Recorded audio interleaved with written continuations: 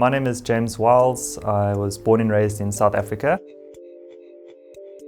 Did a bit of traveling, and that's how I discovered Canada. What I've been doing for the last couple years is technology startups, so specifically doing software as a service applications based out of South Africa.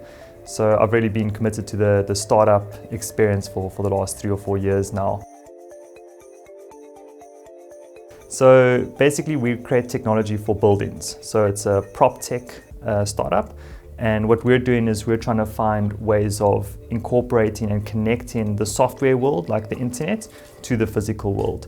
So we use innovative things like IoT devices, QR codes, NFC, RFID. So just small little connection points in the physical world that connects to our software.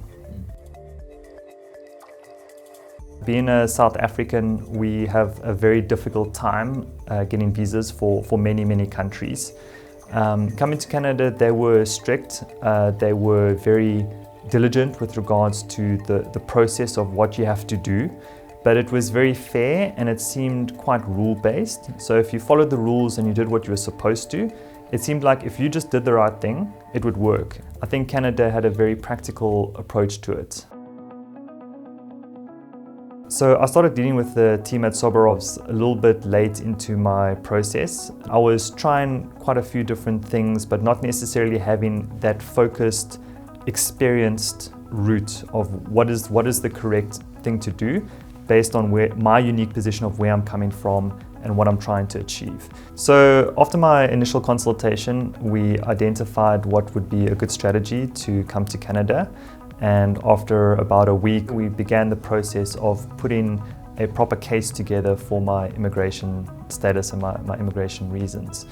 And then we had to go to work on a business plan. The business plan was quite a lot of work, but actually Sobirovs assisted in that regard as well.